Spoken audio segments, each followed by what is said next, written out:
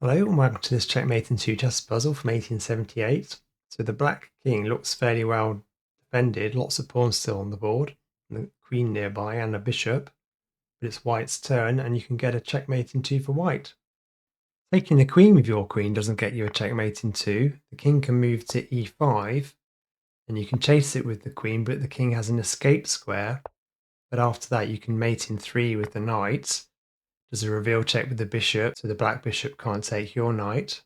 Checking the king by moving the queen to c6 is only a mate in 3. The king can move to e5. You can then check with the knight, but the king has an escape square. And then you can checkmate in 3 with the queen. You can sack the rook by moving it to h6, but this will only be a mate in 3 and not 2. After you move the knight in to check the king, it can escape. Then you can take the queen with your queen to checkmate in 3 but not 2. Taking the queen with your rook isn't a mate in 2. King can move to g6, then you can do a reveal check with the rook. The king takes your other rook, then you can move in with the queen to h5 to just checkmate in 3. Okay, let's have a look at the solution to this one, so pause the video if you need some more time. To get the checkmate in 2 for white, you need to move the bishop to d3.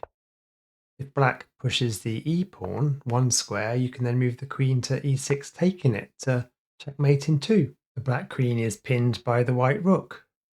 Black decides to push the e pawn forwards 2 squares. You can take the queen with your queen to checkmate in 2. If black decides to push the g pawn, you can then move the knight to d7 to checkmate in 2. If the king moves to e5, you can then checkmate in 2 by moving the knight to b5 by doing a reveal check with the dark squared bishop. And if black tries to move their king to g6, you can push the e pawn to do another reveal check with the other bishop. Okay, that's the end of this video. Please like and subscribe, and I'll see you next time.